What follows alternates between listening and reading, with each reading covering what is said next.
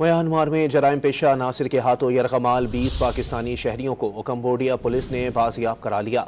16 पाकिस्तानियों की तलाश जारी है। मजीद जानते हैं डॉन न्यूज़ के नुमाइंदे अब्दुल्ला मोहम्मद से। अब्दुल्ला, बताइएगा बाजियाब अफराद के बारे में क्या बताया गया है?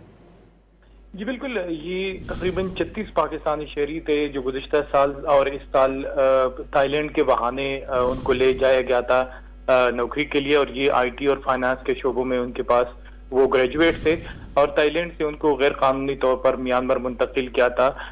ये पाकिस्तानी शहरी 36 पाकिस्तानी शहरी जो है वो अब जराइम पेशा अनासर के कब्जे में थे, लेकिन जो गुज़िश्ता रोज म्यांमार की कम्बोडिया पुलिस की जानिब से एक ऑपरेशन किया गया है जिसमें 20 पाकिस्तानी शहरियों को जो जराइम पेशा अनासर हैं उनसे आज़ाद कराया गया है, जबकि 16 पाकिस्तानी शहरी जो है वो अब तक जो यरगमाली है उनके पास यरगमाल है।